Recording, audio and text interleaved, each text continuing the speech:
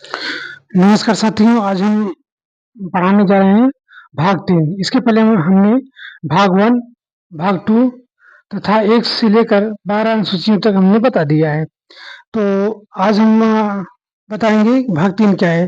भाग 3 में मौलिक अधिकार है। मौलिक अधिकारों का वर्णन किया गया है।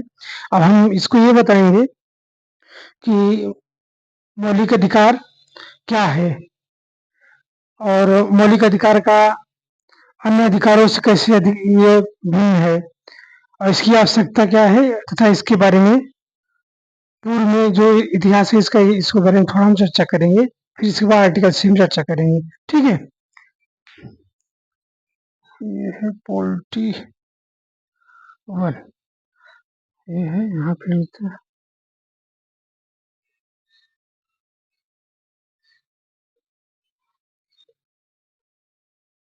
भाग 3 है।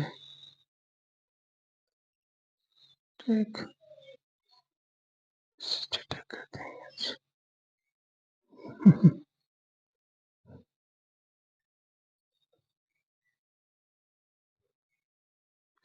भाग 3।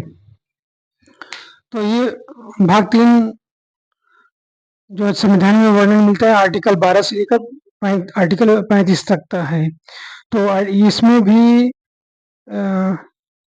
विभिन्न टॉपिकों से बना है, जिससे आप मानेंगे 12 और परिभाषा है राज्य का, और 13 तो समीक्षा है एससी का, और फिर 14 से लेकर 18 तक के समानता है, 19 से 22 तक स्वतंत्रता है, 23-24 शोषण के विरुद्ध अधिकार है, 25 से 28 लेकर धार्मिक अधिकार है, और 29-30 अल्पसंख्यक से संबंधित अधिकार हैं, और 31 संपत्ति से संबंधित अधिकार हैं, 32 ये जो है संवैधानिक उपचार, ये मौलिक अधिकार के उपचार से संबंधित प्रावधान है, 35 राय के लिए है, 34 जो है मार्शल लॉ के लिए, 35 संसद समय समय पर विधियां बना करके ये मौलिक अधिकार के अधिकारों को और बढ़ा सकती है। ये सब मतलब एक ब्रीफ में आपको बता रहा हूँ, ये चर्चाएं इसमें ये हैं। अब हम चर्चा करते हैं मौलिक अधिकार है क्या। तो मौलिक अधिकार का बात करते हैं तो मौलिक अधिकार जो है आप देखेंगे जो प्रस्तावना में है, प्रस्तावना में उसमें स्पष्ट रूप से ये बताया गया है कि इसे हम भारत के लोग भारत को एक प्रभु संपन्न समाजवादी पंथ निरपेक्ष लोकतंत्रात्मक गणराज्य बनाने के लिए तथा उसके समस्त नागरिकों को सामाजिक, आर्थिक, राजनैतिक न्याय, विचार, व्यक्ति विश्वास, धर्म की उपासना की स्वतंत्रता। तो जो ये सामाजिक, आर्थिक, राजनैतिक और धार्मिक ये अधिकार नहीं है, ये यही मौलिक अधिकार का ही इसमें ये वर्णन है। और इसमें और जोड़ दीजिए, और क्या जोड़ दीजिए, अभी जो कल्चर है हम लोगों का, वो जिसे नैतिकता है वो आ जाएगा, इसी में अर्थ में ही आ जाएगा, मौलिक अधिकार के अर्थ में। और क्या आ जाएगा इसमें, इसे भौतिक संसाधन का वितरण है। जो भारत के भौतिक संसाधन है, अच्छे संसाधन क्या है, संसाधन मतलब वो है जो मानव के यूज में आ जाए, मानव के हित में, प्रयोग में जो भी भौतिक संसाधन है वो अगर यूज में होता है तो उसको हम संसाधन बोलते हैं, नहीं तो उसको बोलते हैं हज़ार्ड बोलते हैं। अगर यूज में नहीं आया ना उसको वेस्ट बोलते हैं, उसको वेस्ट बोला जाता है। मगर अभी वेस्ट जो हम लोग कचरे को पहले वेस्ट बोला जाता था, मगर अब कचरा भी वेस्ट नहीं रहा, उससे भी तो बिजली का उत्पादन होता है, और तो वो भी वेस्ट नहीं रहा, उससे जो भी अपशिष्ट बचेगा वो वेस्ट कहलाएगा। तो वो संसाधन जो मानव के यूज में आए वही संसाधन है। जो भी ऐसे समझिए, जो भी भौतिक वस्तुएं हैं, कुछ भी हो चाहे वेस्ट ही हो, अगर मानव के यूज में हो रहा है, मानव के प्रयोग में है, मानव के हित में है, तो वो संसाधन है, अन्यथा वो वेस्ट है। ये संसाधन है। तो जो संसाधन है उसका वितरण और शैक्षिक, ये 7 चीजें आप मान के चलिए, ये सामाजिक, आर्थिक, राजनैतिक और धार्मिक 4 ही हो जाएगा। शैक्षिक, नैतिक और भौतिक, इनका समान वितरण हो और सबको उपलब्ध हो। जिसमें अंत्योदय वाला जो कॉन्सेप्ट दिया गया है कि लाइन के अंतिम वाले व्यक्ति को सुविधाएं मिले, इस विचारधारा से प्रेरित होकर के ये सुविधाएं उसको भी मिले, यही कामना किया गया है मौलिक अधिकार में। अच्छा, ये रहा अर्थ। अब हम स्पष्ट इसमें अब देखते हैं कि अन्य अधिकारों से भिन्न कैसे है ये। अन्य अधिकार कौन कौन है, जिससे आप देखेंगे ये तो मौलिक अधिकार एक अधिकार हो गया है। फिर संवैधानिक अधिकार है, कानूनी अधिकार है, मानवीय अधिकार है, जो ह्यूमन राइट्स नहीं वो अधिकार ही है। तो ये इनमें कैसे फर्क है चारों में, तो मौलिक अधिकार में हमने आपको बताया है कि 7 एक प्रकार के जो अधिकार है ये इनका दिया जाना है। 7 कौन कौन कौन? सामाजिक, आर्थिक, राजनैतिक और धार्मिक ये हो जाएगा, नैतिक, भौतिक और बौद्धिक हो गया।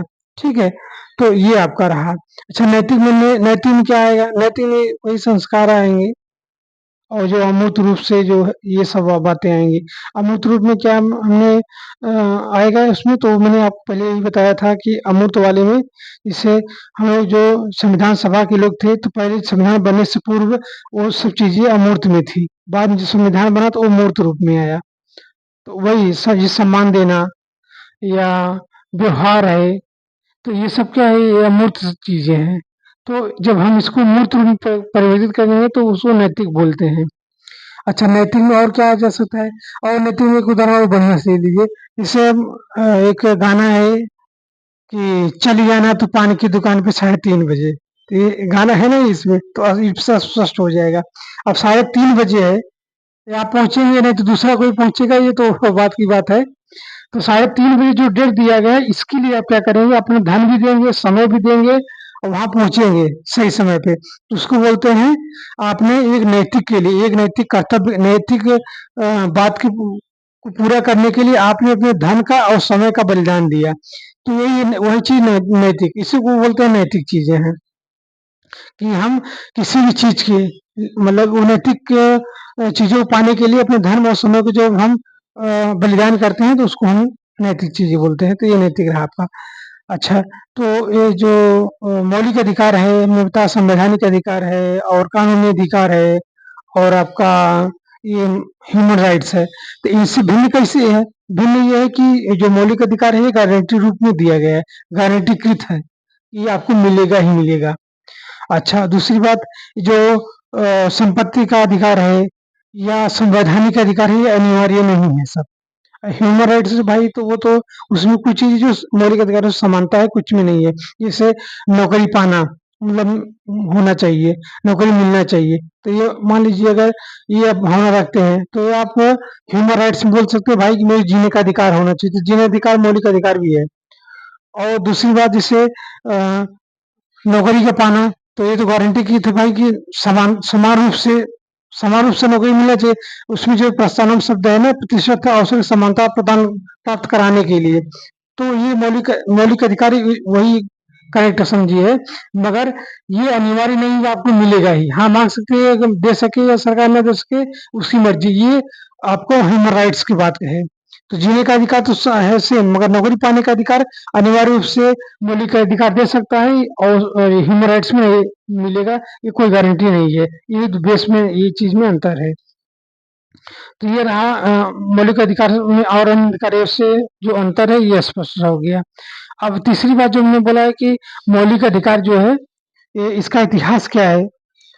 तो और इतिहास में आप देखेंगे तो और इसकी क्यों आवश्यकता है, दो बातों पे हम लोग चर्चा करेंगे। तो इतिहास में अगर देखेंगे तो किंग जॉन जो है 1215 ईस्वी में सबसे पहले किसुओं के लिए मौलिक अधिकार दिया था, वो इंग्लैंड में। फिर बिल ऑफ राइट फ्रांस का आता है, उसमें दिया जाता है जो स्वतंत्रता, समानता, बंधुत्व ये शब्द आते हैं, तो वहाँ बिल ऑफ राइट के तहत दिया जाता है। और ये रहा आपका इतिहास। और भारत के संदर्भ में इतिहास में देखेंगे तो जिससे पहले भारत में भी ठीक ठाक रहा है। अगर पूर्व में देखेंगे तो जो पूर्व वैदिक काल है उसमें तो महिलाओं को भी शिक्षा का अधिकार था और सामाजिक अधिकार था, सभा समिति थी, उसमें महिलाएं भी शामिल होती थी। जो उत्तर वैदिक काल है उसमें थोड़ा गड़बड़ हुआ था। उत्तर वैदिक, अभी ये समझ लीजिए कि जो उत्तर वैदिक काल से ही गड़बड़ हुआ, ये जो स्पेस है इनका। और उसके बाद मिला कब, इन लोगों को मिला 1850 के बाद ही संघ मिला। अच्छा, इसका जो यहाँ ये वाला काल में स्पेस में कमी आया है। और उसके जब 1905 में बंगाल विभाजन किया गया है तो पहली बार अब महिलाएं जो घर से बाहर निकली हैं और बढ़ चढ़ के आंदोलनों में भाग ली हैं। ये सामाजिक चेतना का ही, सामाजिक सुधार आंदोलन का ही परिणाम था। तो इतना बड़ा अंतराल लगा इसके लिए। और आप देखेंगे तो अम, तो ये रहा अपना इतिहास भारतीय संदर्भ में चाहे वैश्विक संदर्भ में। अच्छा, इसकी आवश्यकता क्यों है? अभी आवश्यकता इसलिए है कि अभी भारत में जो जनरेशन है वो मतलब अधिक जो भी जनरेशन है वो अभी भी पिछड़ी हुई अवस्था में है, कमजोर की अवस्था में, गरीब हैं, अशिक्षित हैं, और जो आदिवासी लोग हैं और महिलाओं को शिक्षा का वो अधिकार नहीं दिया गया था, इसलिए बहुत जरूरी था। दूसरी बात ये संघ है। संघ है तो संघ में कई प्रांत हैं, हर प्रांत में अपना सरकारें अलग अलग हैं। तो पता लगा जो भी सरकार मान लीजिए नैतिक नहीं है, अनैतिक सरकार है, मान ली मोटी बात में मानते हैं अनैतिक सरकार है, तब अब अधिकार विहीन अगर जनता रहेगी तो दबा देगी वो। इसलिए ये मौलिक अधिकार अनिवार्य जरूरी होना चाहिए।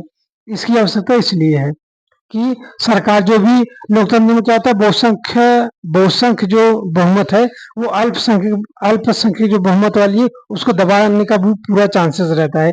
जो मौलिक अधिकार रहेगा आपका तो ये चांस नहीं मिलेगा, इससे बचाया जा सकता है। तो बचाया कैसे जाता है? तो ये सुप्रीम कोर्ट के माध्यम से भी दबाव दिया जा सकता है। जिससे आर्टिकल 32 है, आर्टिकल 226 है, इसके तहत एससी के, और जो आर्टिकल 32 है इसके तहत आपको सुप्रीम कोर्ट जा सकते हैं। आर्टिकल 226 में आप हाई कोर्ट के माध्यम से अपने मौलिक अधिकारों की मांग कर सकते हैं। तो ये रहा आपका। अच्छा, अब हम लोग ये आते हैं कि आर्टिकल 12 क्या है। आर्टिकल 12 में ये राज्य की परिभाषा दिया गया है। पॉलिटिकल में ध्यान रखिएगा, राज्य मानेगा देश, ये ध्यान रखने का। ये प्रांत नहीं है कि जो प्रांत है ये चलेगा। राज्य मतलब होता है कि देश ही माना जाता है। देश मतलब देश जो हम लोग गांव देश में कहते हैं ना, गए हैं विदेश या देश गए हैं। तो ये देश वाला सब जो होता है, अलग अलग देश होते हैं ना, चीन अलग है, पाकिस्तान देश अलग है, तो उसको पॉलिटिकल भाषा में उसको बोलते हैं चीन प्रांत, पाकिस्तान प्रांत, ये ऐसे बांग्ला प्रांत, नेपाल प्रांत, ये सब बोल सकते हैं। वो सॉरी राज बोल सकते हैं। जैसे चीन राज्य है, और पाकिस्तान राज्य है, नेपाल राज्य है, प्रांत नहीं बोलेंगे, प्रांत तो ये संघ में आ जाएंगे ना, भारत का प्रांत है ये। तो ये राज्य में और देश में, ये प्रांत में, तीनों में फर्क ये है। ठीक है। अच्छा, ये रहा। तो अब और हम तो बढ़ते हैं आगे। राज्य, तो राज्य की परिभाषा क्या है? राज्य मैंने बता दिया, वो देश है संपूर्ण प्रभुत्व संपन्न है, उसको हम राज्य बोलते हैं, जो खुद स्वयं का निर्णय ले ले। तो ये राज्य का रहा। तो राज्य की परिभाषा में ये है कि जो भारत सरकार है या प्रांत सरकार है, जो स्थानीय सरकार है, या उसके जो है अन्य प्राधिकरण है, अन्य प्राधिकरण में जो कानून, जो संविधान में विभाग है या कानून से पारित विभाग है, इन्हीं को बोलते हैं अन्य प्राधिकरण। तो ये सब भी राज्य की परिभाषा के अंतर्गत आएंगे। ये आर्टिकल 12 है। ठीक है। अब हम लोग आर्टिकल 13 की बात करते हैं। आर्टिकल 13 में क्या है? आर्टिकल 13 में यह है कि समीक्षा है, सुप्रीम कोर्ट की समीक्षा है। जो भी कानून बनेगा लोकसभा राज्यसभा के द्वारा पारित होकर के राष्ट्रपति उस पर मुहर लगाएंगे।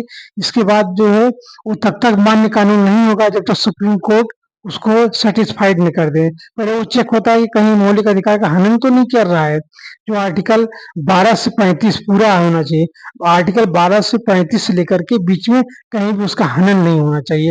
अगर वो कानून बना हुआ कानून अगर इसमें कहीं भी है, जहां तक वो आँच मतलब छाया पहुंचाएगा या उसको इनके अधिकारों को कम करता है, वहां तक वो शून्य माना जाएगा। इसमें प्रावधान यही दिया गया आर्टिकल 13 में।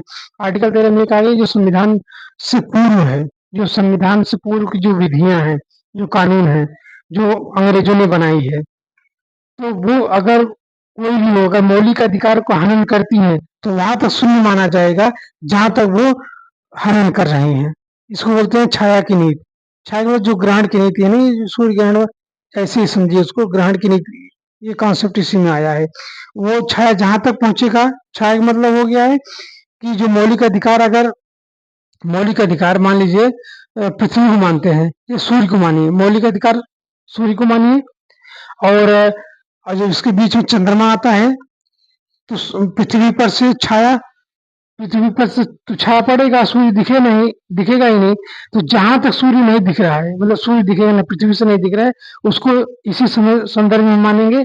वहां तक वो शून्य मान दिया जाएगा कि जो कानून बना है वहां तक शून्य होगा, जहां तक मौलिक अधिकार का हनन करता है।